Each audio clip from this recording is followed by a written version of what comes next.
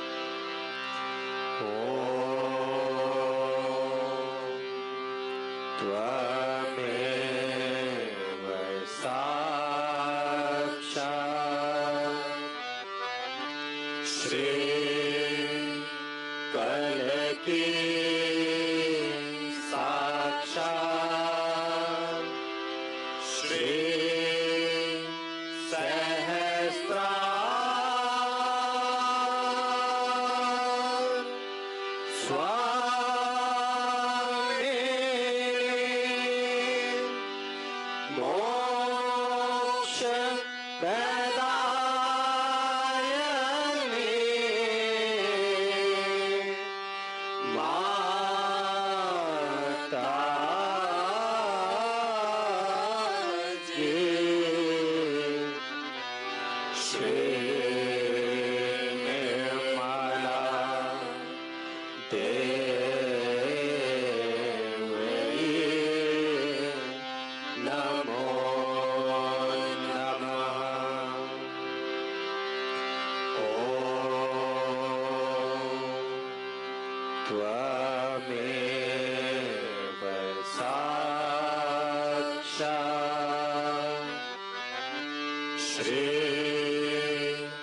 गणेश साक्षात् श्री आदि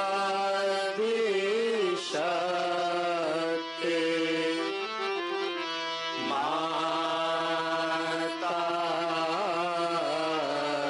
जी Shri Nirmala Devi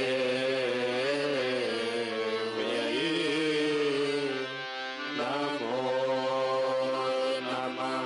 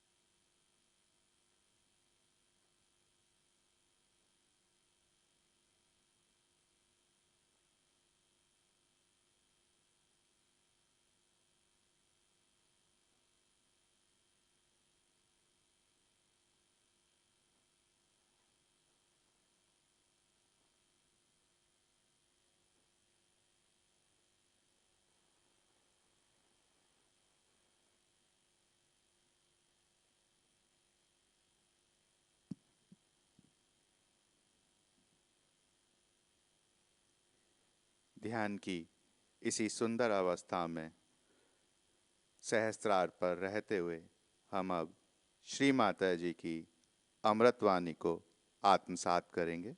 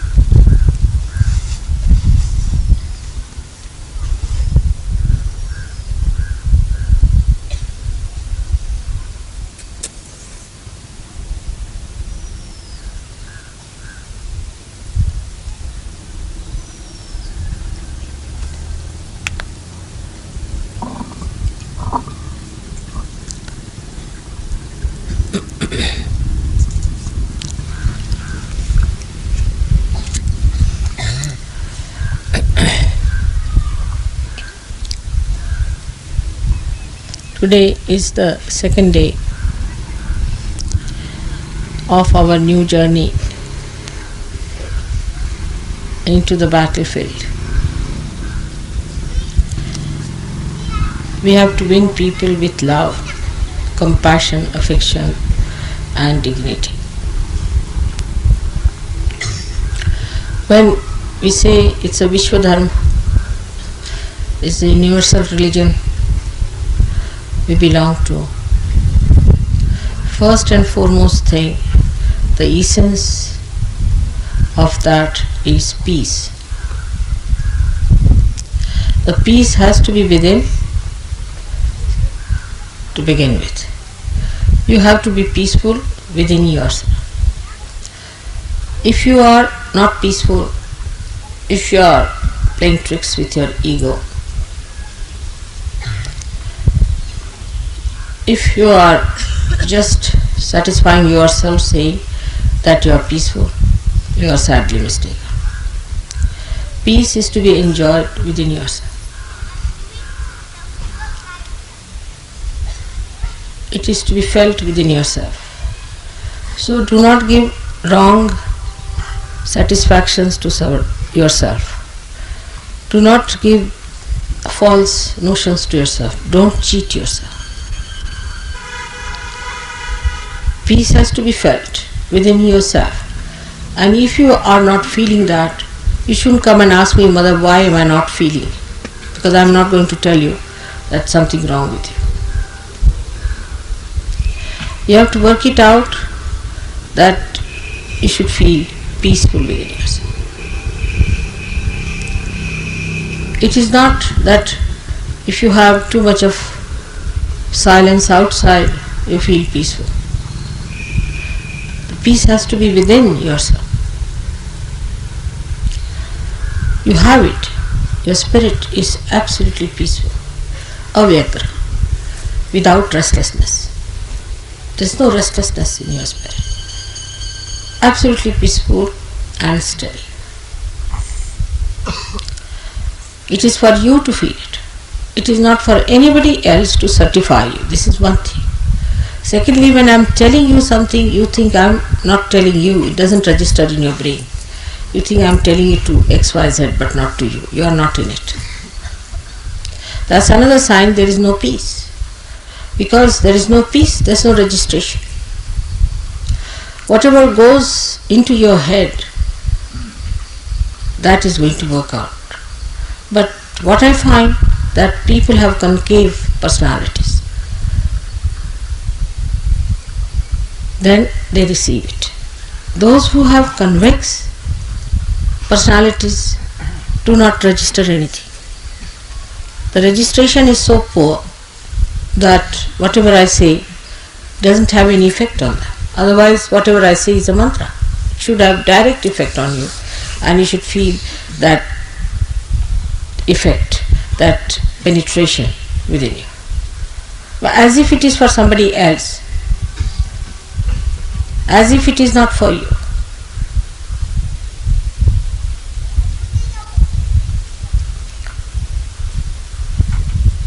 This shows there is no peace within you.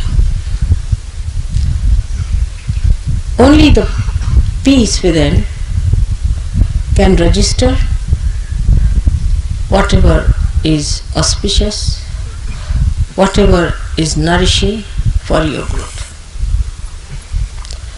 So try to make peace with yourself. Do not fight with yourself. Why should I do it? I am so bad. I should not have done it. All these things you should not do. Try not to fight with yourself, first of all. Then you fight with me. Why am I like this? Why should it be like this with me? Why is it I catch? Why? How am I to answer such a question? It's very aggressive. I think it's very aggressive attitude of many Sahajogis to come and ask me such a question. Why? Because I can't tell you what's wrong with you. It's not in my culture. You should find yourself what's wrong with you. But it's not what's wrong with you is the problem. What's right with you is the attitude. Whatever is right with you, put your foot on that, establish yourself on that point, and then develop yourself higher. Peace is the keynote, as I said, for universal growth of this religion. It is disturbed by many things. Firstly, as I said, by yourself. You shouldn't have funny ideas about yourself. People have very funny ideas.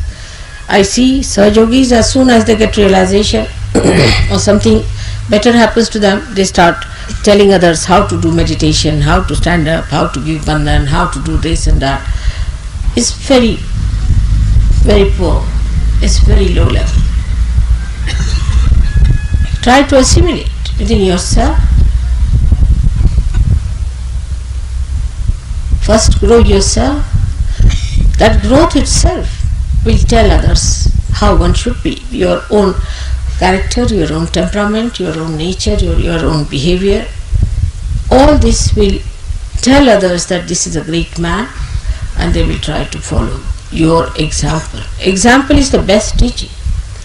When the tree is small, even if it says I am great, nobody is going to come and sit under a dwarf tree. But when it is a big tree, you can see the shade and everybody knows it's a big tree and they can come and sit under that. You don't have to tell. In the same way, when you grow, you don't have to certify.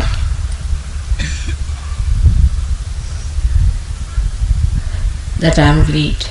It just works. Now the peace within expresses first of all peace with others. That is the first sign of manifestation of peace.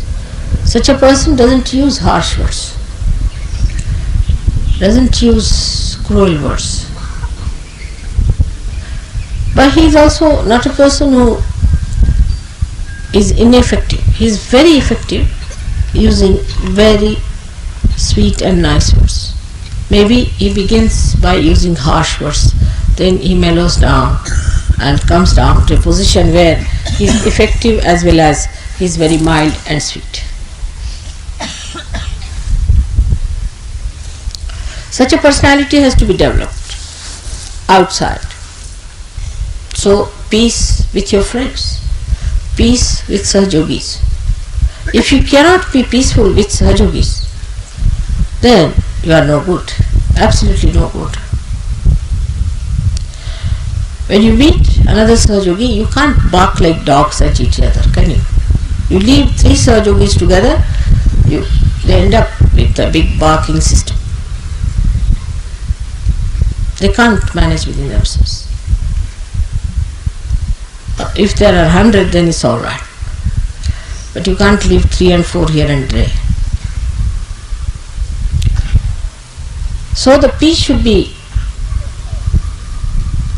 with your brothers and sisters. They are all born out of my sastra. And nobody has right to insult, to be sarcastic, saying things which are harmful. That's no friendship. That's no friendship. It's a kind of a very subtle enmity that you are carrying on in your hearts. That cannot be forgiveness.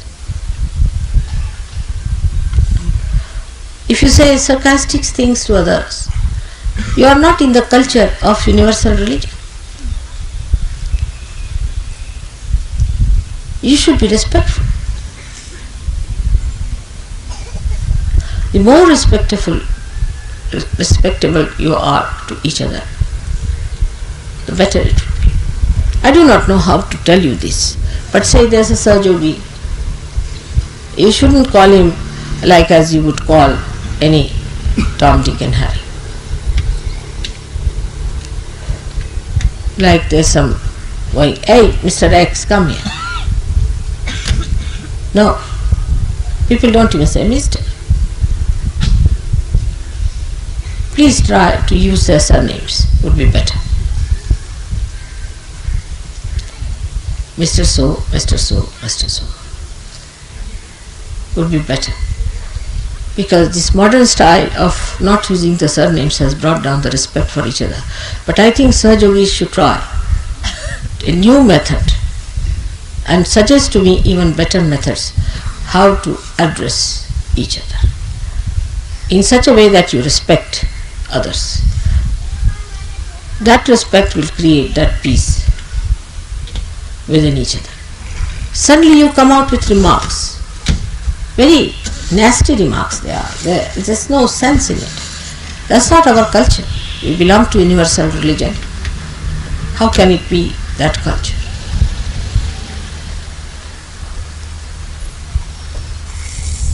So when you try to be peaceful with your brothers and sisters, try to be extremely respectful. When you write letters to each other, you say, my dear brother in Saj Yoga, such and such. I have seen all communists do that. Anybody who belongs to any party does that. It's a kind of respect they have.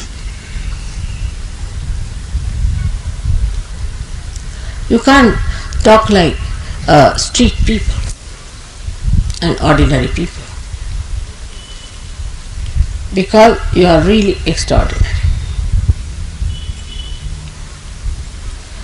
And all that is extraordinary has to be expressed through you.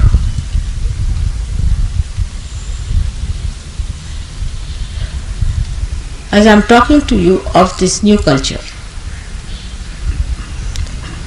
let us understand how in many nations people have adopted cultures and cultures. Japan, I know, has been affected very much by modernization, but Zen taught them certain kind of culture in which, supposing you see two Japanese have a car and they break each other's car, then they don't say anything. They come out of the car, one will bow to another, the another will bow to another, and get into the car and get out. Then if they have to claim something, they'll go to the courts, but there they don't fight, because what is the need? And I asked Japanese, how do you manage? So they said, but what is the need to fight there on the street? Because after all, if it is to be paid, if the insurance is going to pay, if the car is broken, alright, they are going to pay us. Why to shout at it? It's very sensible and practical, I think. Why to waste your breath for nothing at all? You are not going to get anything.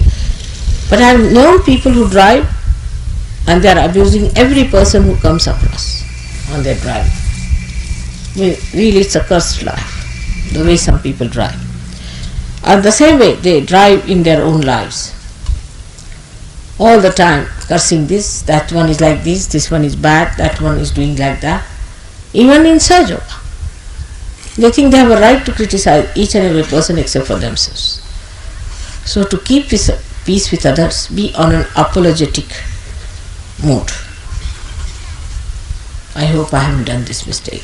I hope I haven't hurt you. I hope I haven't put your things in a wrong way. Like that. Be on an apologetic mood. You can find that among Indians. Indians have that kind of a problem. They are more on the apologetic. Sometimes it's impossible to convince them. I'll give you an example. You went down to Sangli in the morning and you were so full and the food was not ready. So they said that we cannot have our food because it's late now and it will be later, so better we sleep now. They felt very hurt, They thought that it was their mistake. Now it is registered that we haven't given food to them. It's a horrid thing we have done. And then I had to convince them that they are no way hurt, they are happy that they are not eating, they have had too much of food. No, but still it will be registered in our name that we didn't offer them food and they slept without any food. It was impossible to convince them till the end. They were all the time feeling apologetic. You see, in Indian culture we have something very great. As Japanese, I had told you that we are more on the apologetic style. Never on the aggressive. Never trying to find faults with others, but we find faults in what way we have failed. How we have failed. This is something to be learned from Indians if they have retained their culture at all. Is actually in their blood.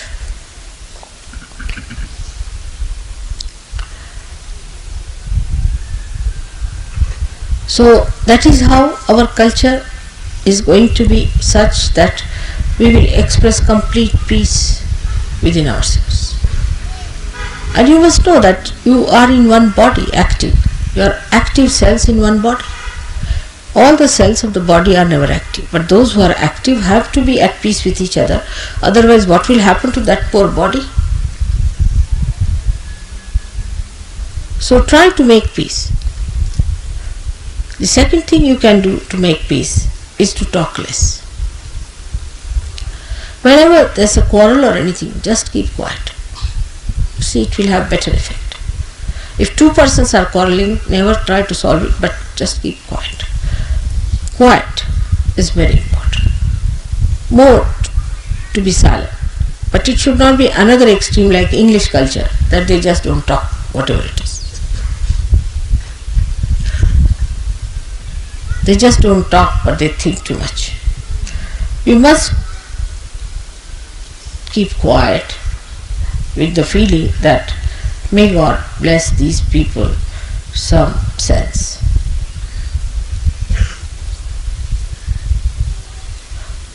It should not be ice frozen sea, but peace which is effective. The peace that is effective. So in this new culture, we have to be extremely peaceful people. And that peace should be expressed on your faces. People should understand that you are peaceful. That's why I say that if you are neatly dressed, your hair are neatly put, people will feel alright. Otherwise, if you reach some person with disheveled hair, he gets disturbed as it is. God knows what has happened, from which quarrel this man is coming.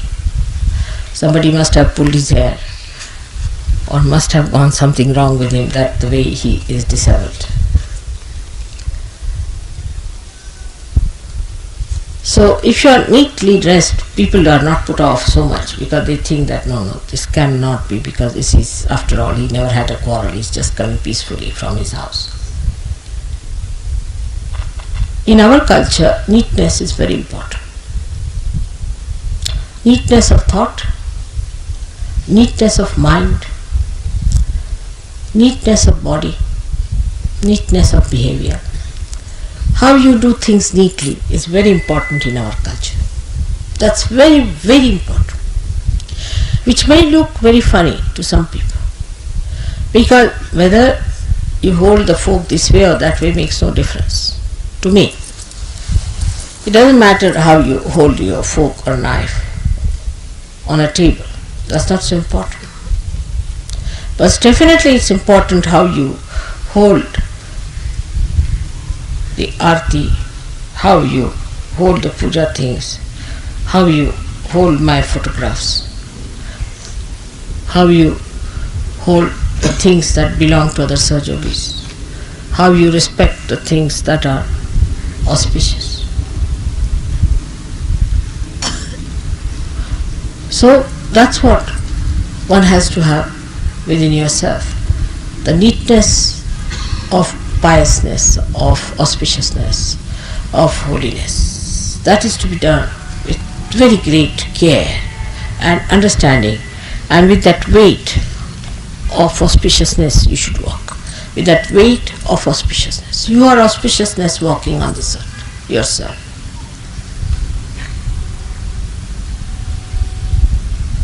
You are peace on this earth.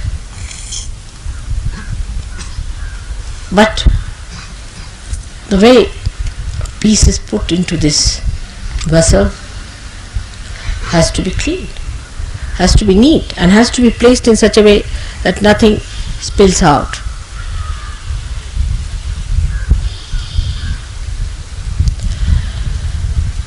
So to have peace, the best way to put your mind right is to think of good things. Think of the flowers, not of the thorns. What good things others have done to you? What good things there are? What are the beautiful moments you have had? and count your blessings. Count your blessings. Otherwise, you cannot create peace.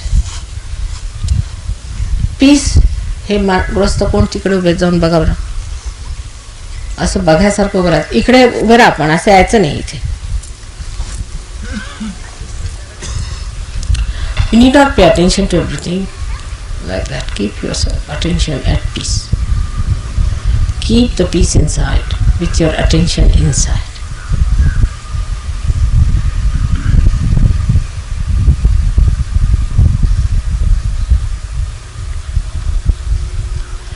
Actually, if you really allow all my words to go inside your brain, I'm sure I'll achieve the results. But with the convex mind, it's very difficult. Just suck in.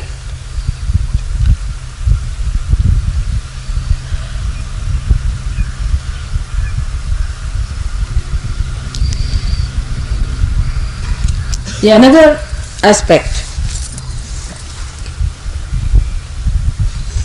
of peace is never try to support anything that is boisterous or which is destructive or also destructive.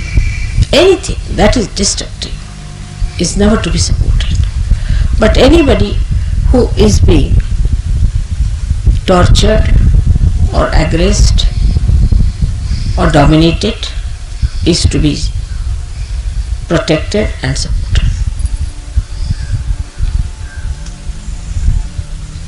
If you have the strength of peace, you can do it just by standing there. You don't have to fight for your peace. But if it comes to that,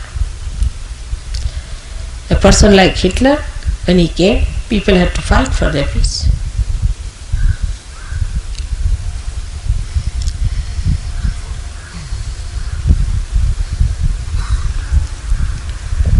Now, the second part of our culture has to be bliss. People should see bliss working on us. People should feel there is bliss. If a person is blissful, he looks blissful. He emits bliss. He radiates it. He doesn't look a miserable, unhappy creature who is all the time grudging, grumbling, or worried about little petty things here and there.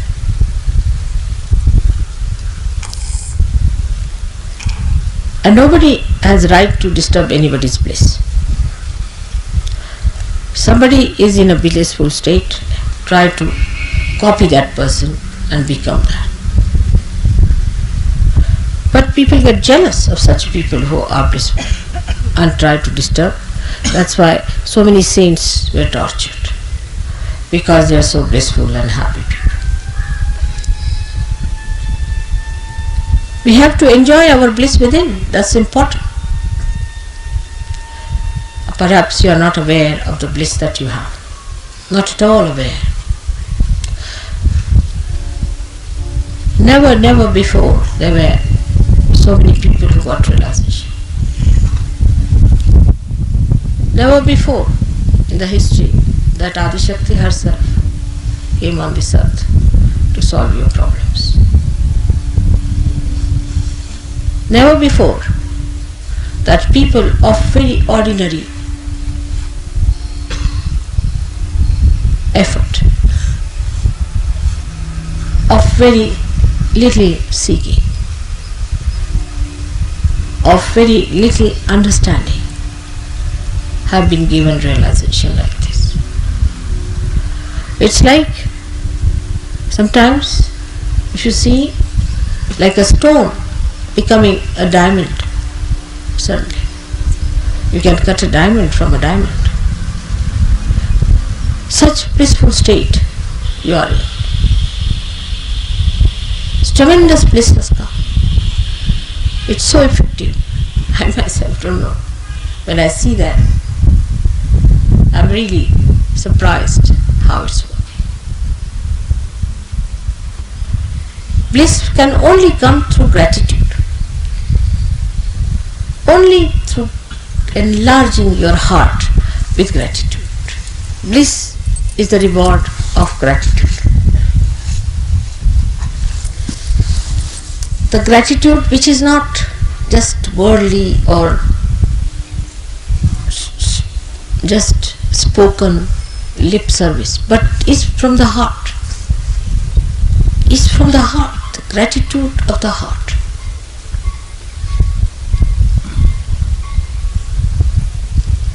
And the blissful people are never jealous of others.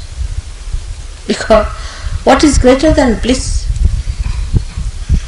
Bliss has so many dimensions that you go beyond the realm of cause and effects. All the angels, all the ganas are there to help you. You know that it works out, this way it works out, that, but you take it for granted. You don't have that effect of the bliss in you when you know this has happened, that has happened. What a bliss. You cross your hearts when you feel blissful. Cross your hearts. Feel, just see, feel the bliss like this. Cross your hearts. Feel the bliss. Tremendous bliss is within us.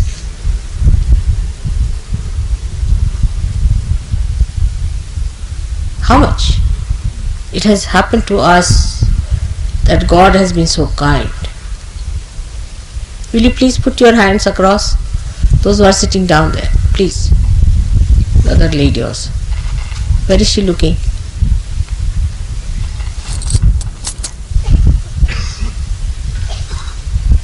You are sitting on a chair, and must you look at every person who is coming? There's no need.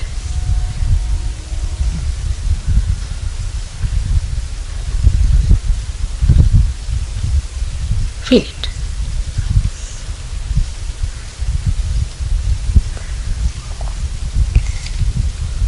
May God bless you. So, this bliss then you find everywhere.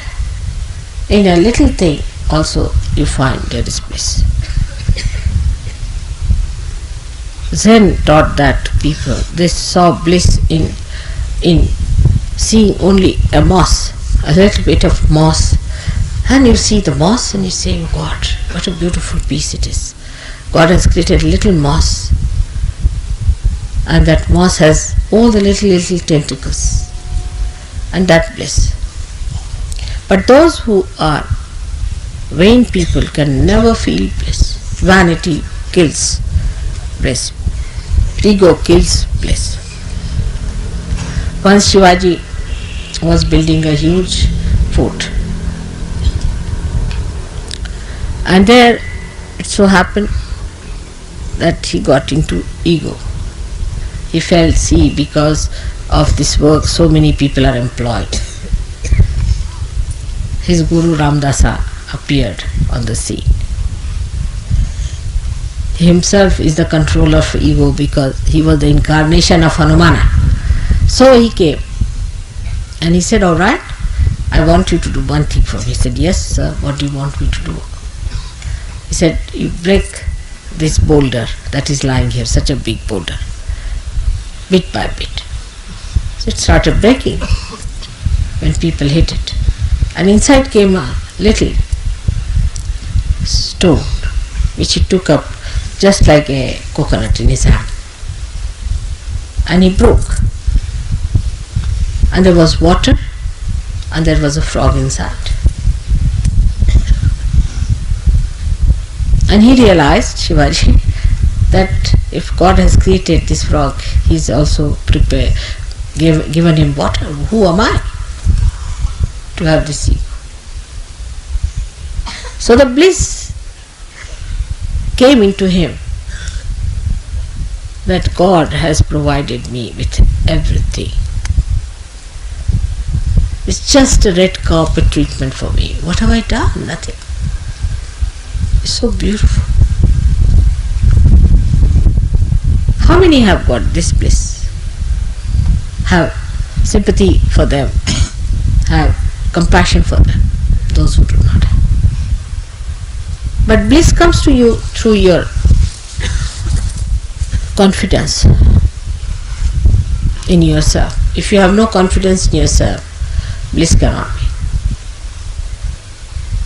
And the worst thing against confidence is, then what should I do? Then how can I get it? Then why not I have?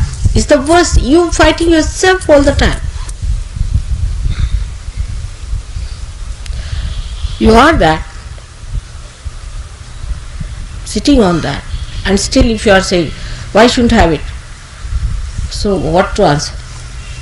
I mean, you just want to ask because you have to ask. It's there. Why are you asking? Just feel it.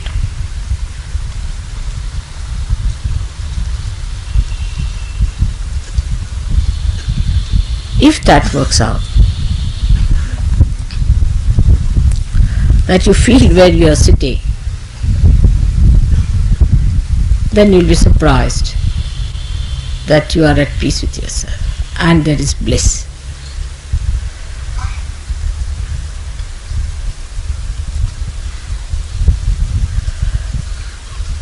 Last of all, in this culture, you have to behave like people who have authority. You have the authority of your spirit. You are authorized. You have the spirit. Those who are in authority never try to show off. Because they are in authority, what is there to show off? Only mad people show off, you see. If somebody puts a label on the head, I am Inspector General of Police, people will say that take him to lunatic asylum.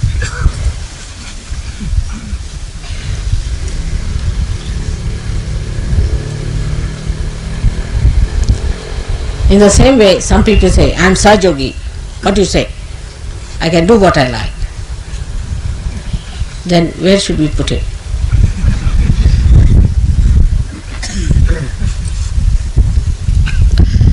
Your authority is yourself, your own being. People should see in you what you are. You don't have to carry labels with you that I am Sahajogi, such and such, XYZ number, criminal number 5, criminal number 10.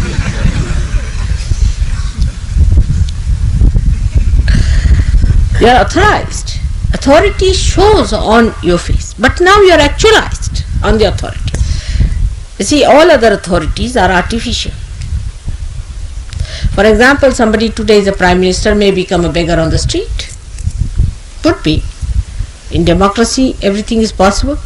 Same in any authoritarian governments. So today you might be something at the height, you might just go down, but a Sahajogi will remain a Sahajogi. You are authorized and actualized. Means whatever is your authority is part and parcel of your being, you are that.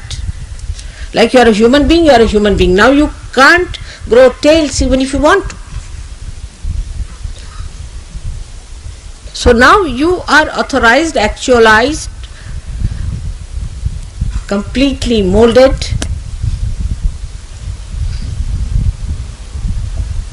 Sahajogis, like the sandalwood. Sandalwood is not to be told by taking a vow, oh it is sandalwood. It is sandalwood because every part of it.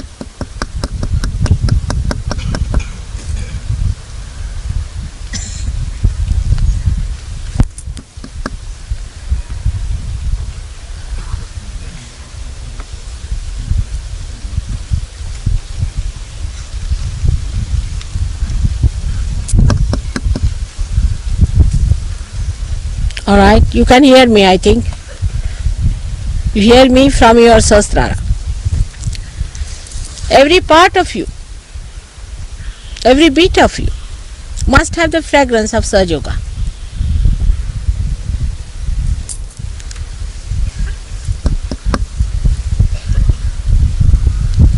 I think I must have done something, yeah.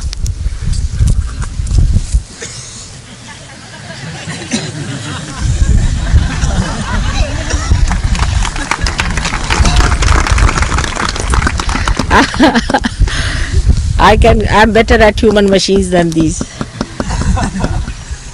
Was this supposed to be? Can it go off otherwise?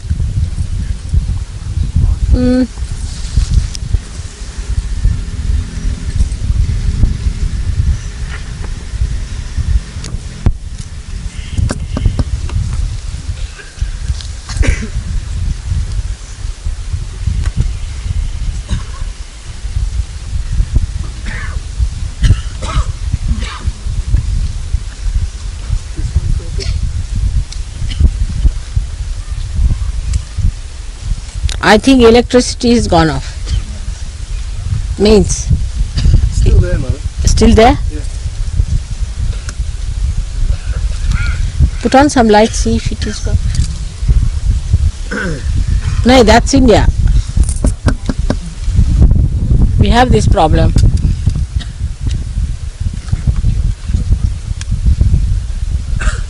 Aye?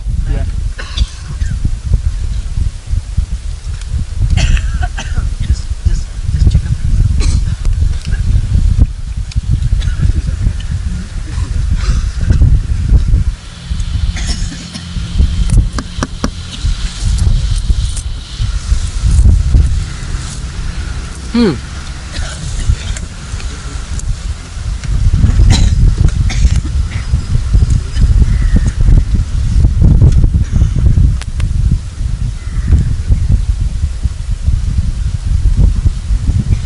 And the mechanism that is within doesn't fade.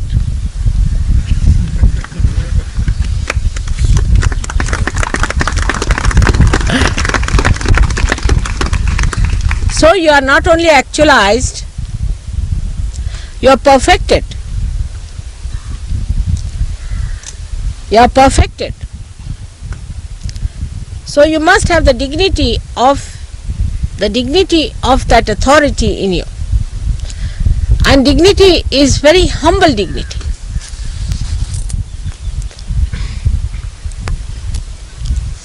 Dignity is never arrogant. The sign of dignity is humility. I told you a story about a person who had gone out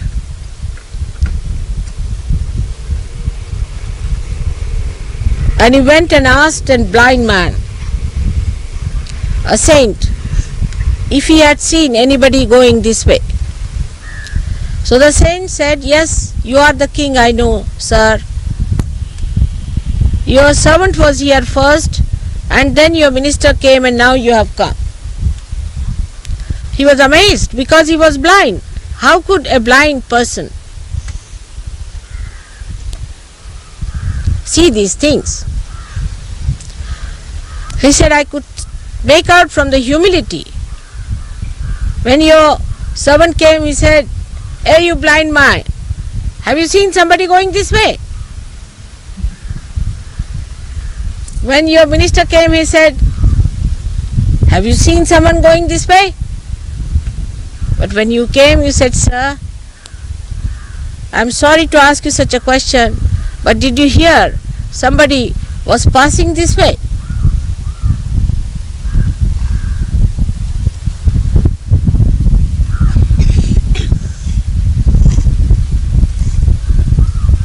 This is what it is. Humility is the sign. How you talk to others, immediately people will know that you have the authority from God.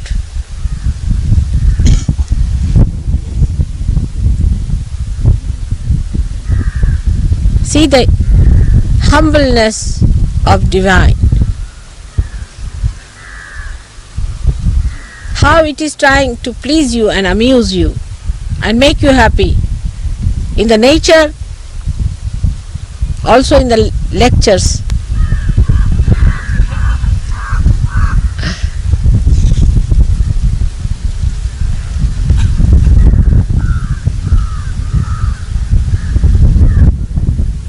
All right?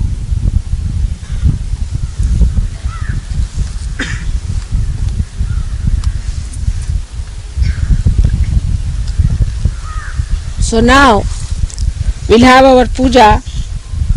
I hope you have understood the culture of your universal religion. Please try to adopt it. May God bless you.